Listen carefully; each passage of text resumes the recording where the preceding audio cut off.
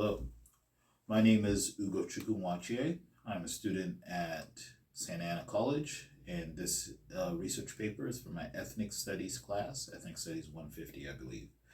Um, in this research paper, we will be attempting to answer three questions.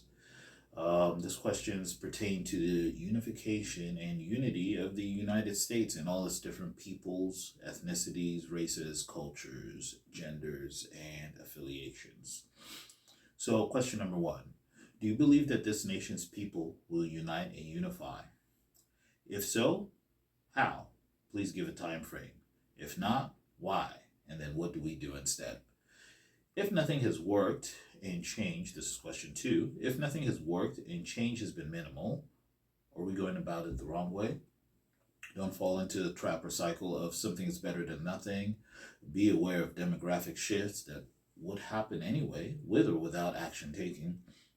This is not direct action change, or this is not direct action change or effective.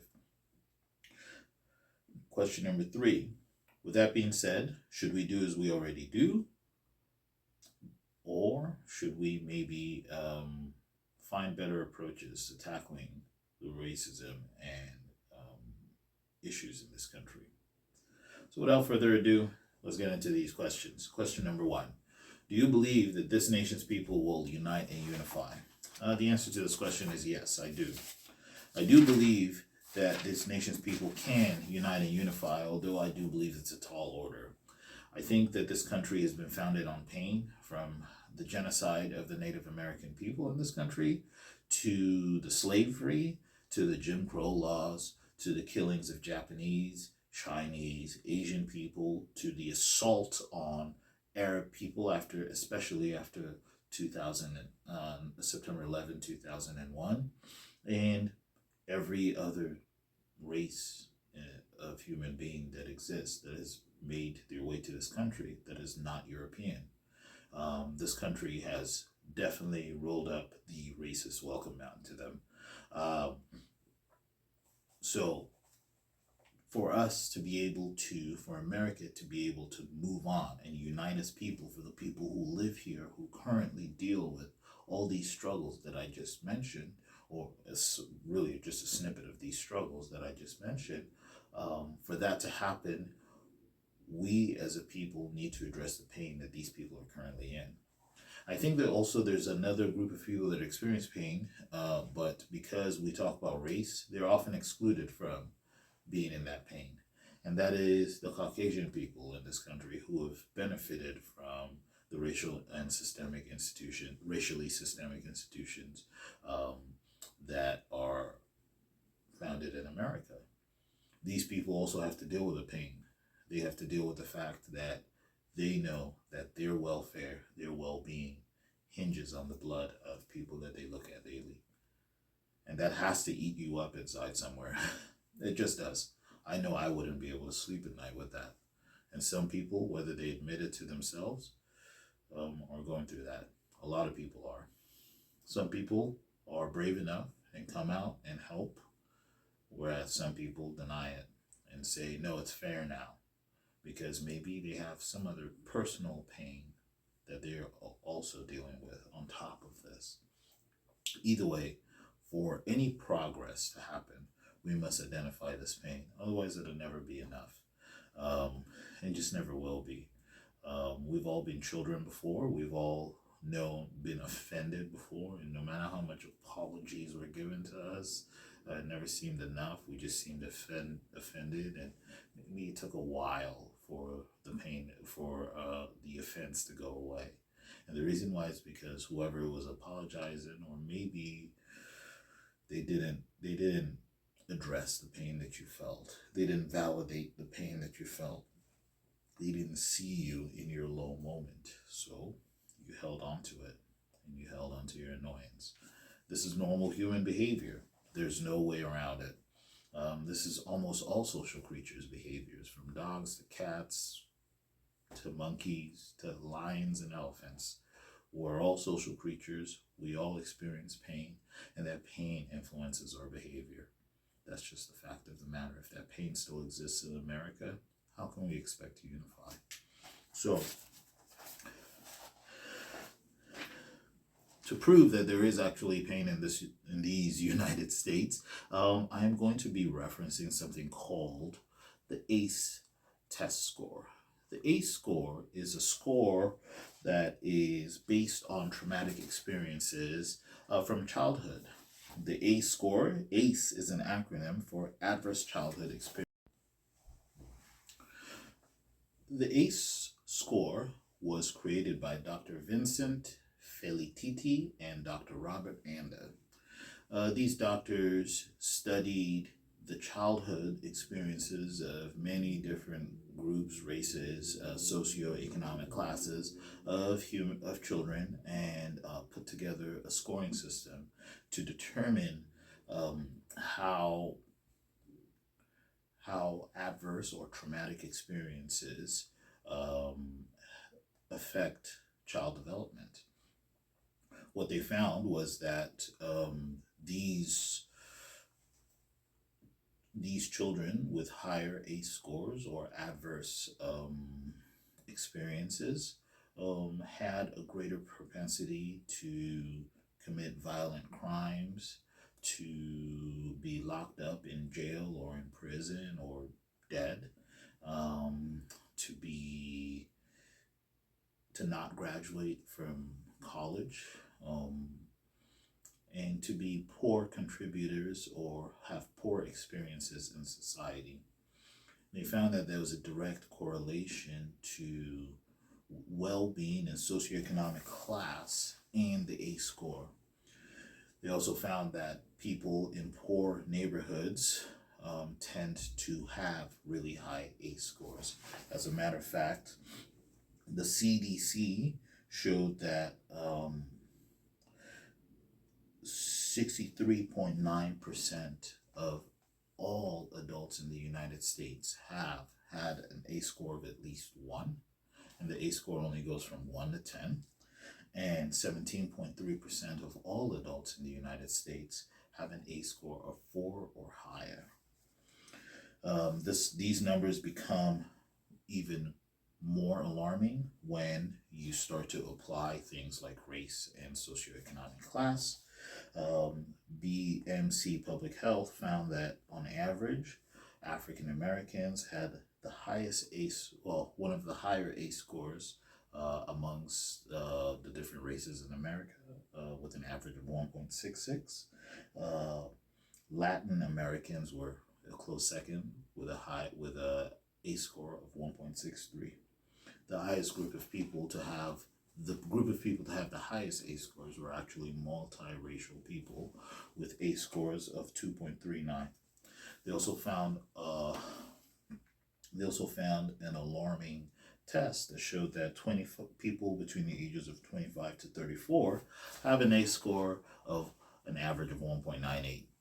This study essentially shows that no matter what corner of the earth you are and what part of America you are, chances are you do not have an ACE score of 0, which is honestly where we need to be as human beings.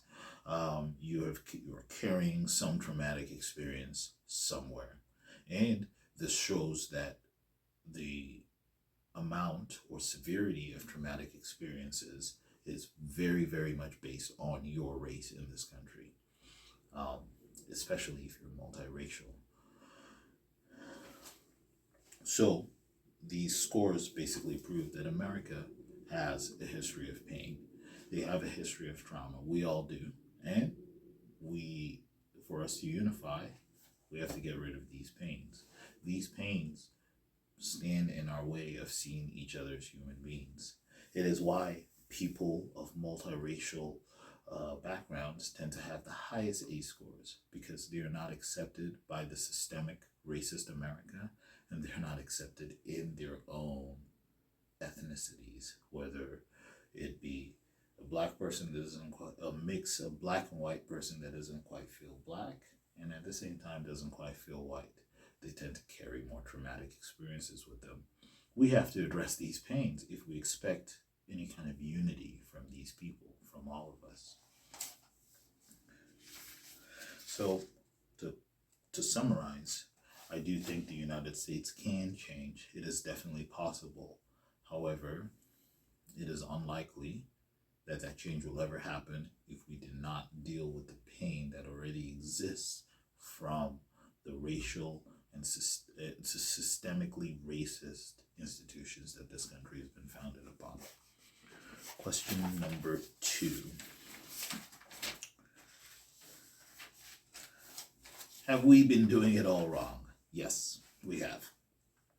That is not to badmouth or fault all the heroes, activists, even people who have lost their lives in the struggle for equality in this country.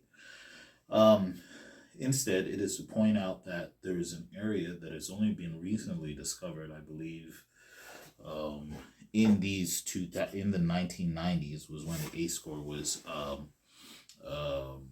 studied, and obviously decades later, before it reaches the basic, becomes a kitchen table type piece of information. We cannot hold those people responsible for information that they just didn't know, couldn't have known. But as we start to understand and start to make space for understanding what makes us tick, what makes us bring behaviors out, we now start to understand that regardless of race, we are all affected by the same thing, which is pain. Pain affects us all. Pain is so unifying that it affects other animals, right? We can understand other animals' language of pain. I don't speak dog, but I know when a dog is crying. I know when a cat is crying. I know when a bird is crying. I know when a lion is crying. Pain is a universal language for all social creatures. And if we are not able to address this pain, we're not going about it.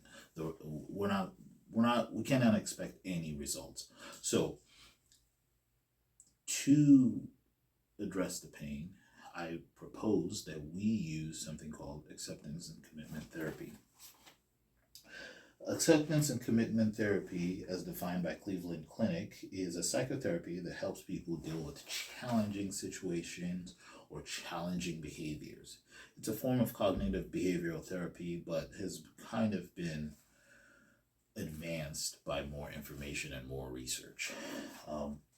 Acceptance and commitment therapy, as the name implies, forces or deals with accepting and understanding the operators inside of our minds or our psyche that cause us to act when a specific stimulus is presented towards us.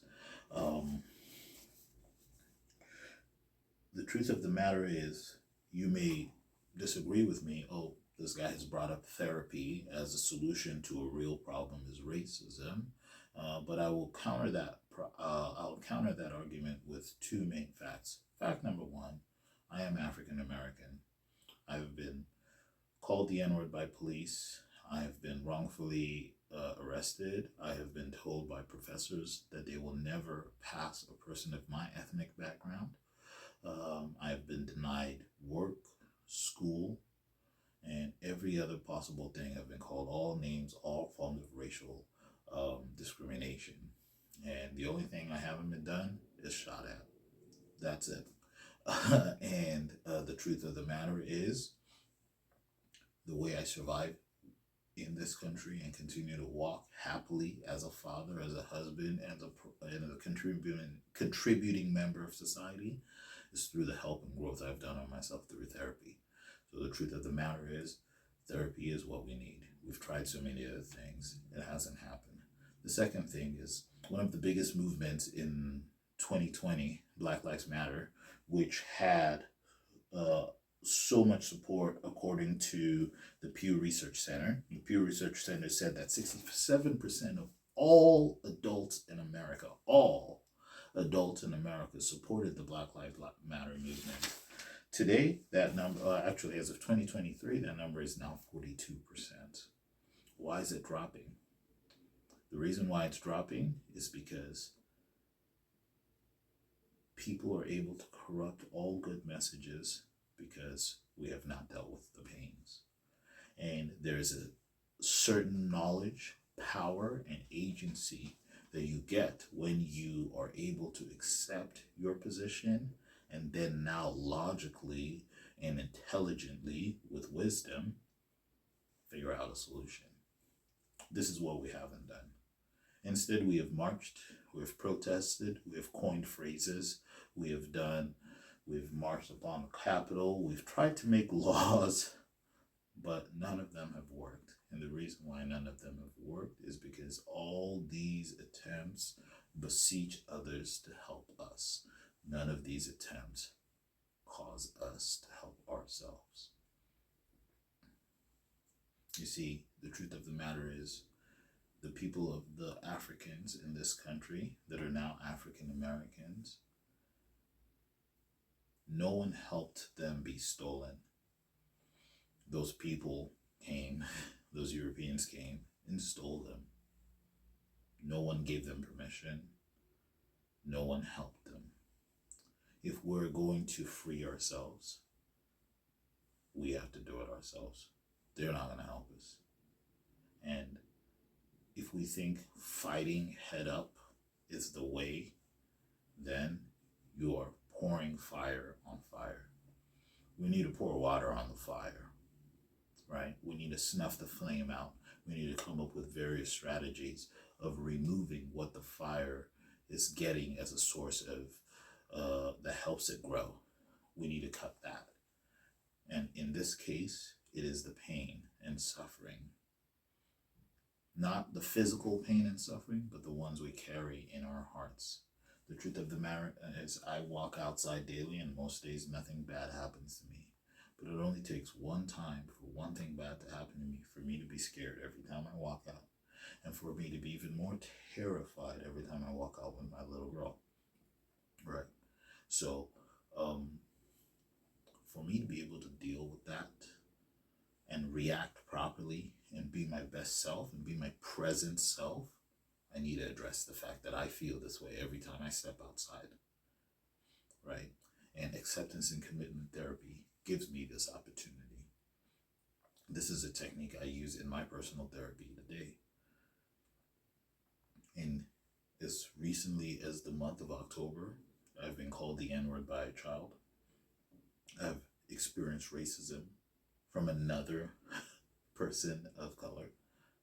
And in all these cases, I was able to not only act with the best wisdom and the best representation of myself, but I've also shed the pain that those situations caused. Those pains don't really exist with me anymore. The reason why is because I was able to work on myself and admit to myself and accept to myself that a 6-year-old boy saying the N-word really hurt me, an adult, a man 31 years his age, right? And in accepting that, I accepted so much of my situations. And then I was now able to accept his situation. Why does a 6-year-old boy know to call a black man the N-word? What kind of life does he live? Right? You see, this is the power of knowledge.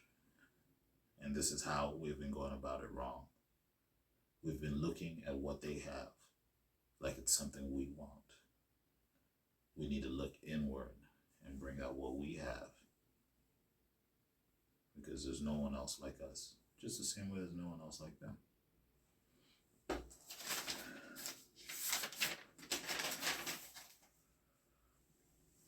Question number 3. Should we continue to do as we do? I'm sure by now you probably know my answer. No, we should not continue to do as we do. As I've stated before, Black Lives Matter movement has seen significant loss in support and funding. So has all the other movements. Most of them even carry bad connotations, right? It becomes an insult to call somebody woke, right? Those people are now looked at as people who just join a fad, and it's just another fad. The reason why is because, once again, no part of our attempts to gain equality have we looked inwards and seen the pain that we're carrying. You see, the truth of the matter is, if my brother comes up to me and says, I'm feeling hurt, you hurt me, I'm like, no, I did. I've been here myself. Even though this is my brother and I love my brother, that's what will happen. That's a normal human response. So we need to understand that for this battle for equality, we're going to have to take it. And I don't mean violently, as people have proposed in the past. I mean through knowledge. Once again, knowledge is power. Just like with the case of the little boy, where he called me the N-word, as I started to accept the situation I was in, gained knowledge, not just react, gained knowledge on the situation that I was in, I also started to gain knowledge on the situation that little boy was in. And all of a sudden, the anger that was boiling inside of me started to turn to pity.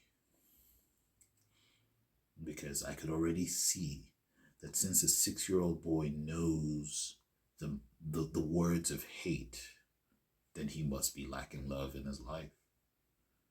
And even me, who grew up in what our president-elect calls a shithole country, I grew up with love in my life.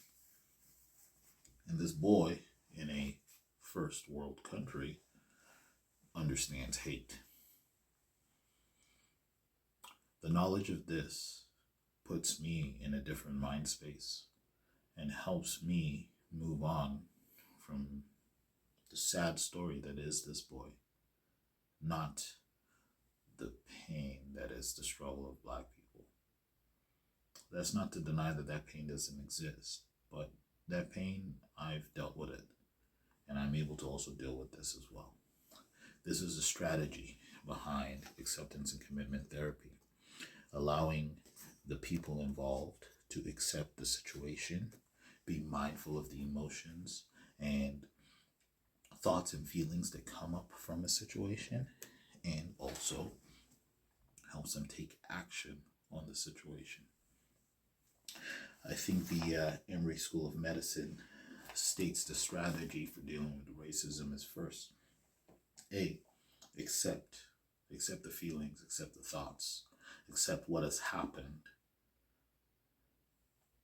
C, choose a plan of action. After accepting where you're at and your body, your rational mind has come back into full view, not just your, fight or flight mind or any of the painful minds that may have come out. After your rational mind has come back out into full view, you can now choose a valid response. In my case with this little boy, I chose to just stare at his mother. I didn't smile. I didn't make a mean face. I didn't do anything. I just stared at her. Just watch her boy. She became uncomfortable. She, after sitting in this tense situation, looks at her son and says, I told you not to say words like that. The son didn't even acknowledge her. But she looked at me like, see, I told him. Please don't be mad at me. And I just stared at her. Very quickly, she got up and she left. She couldn't take it anymore. The final thing, T, take action. You see, after thinking, after being calm, after using our full mental faculties, we will find a reasonable, appropriate action to take. In my case, I walked straight to the administrative office and I said, hey, look, somebody just called me the N-word. I told him, I said, I would hate for my daughter to hear a word like that. I would hate for any of the other people of color that look like me to hear a word like that. I would hate for any of the European kids who may be struggling with what this identity to hear a word like that. I suggest you guys do something about it.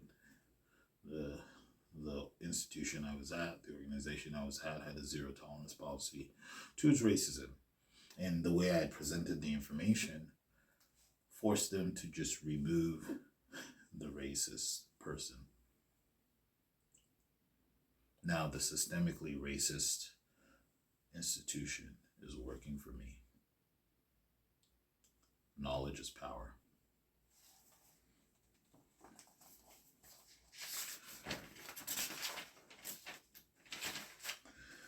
Finally, I will end my conclusion, first by quoting Martin Luther King, specifically just the phrase, "I have a dream that one day all the little black boys and girls will be able to go to school with all the little white boys and girls." Today, I would like to extend that dream further, that in this world of information and knowledge, we all know that the borders that we have drawn thousands of years ago are pointless. The way to true unity is to address the pains those borders have caused and then remove them.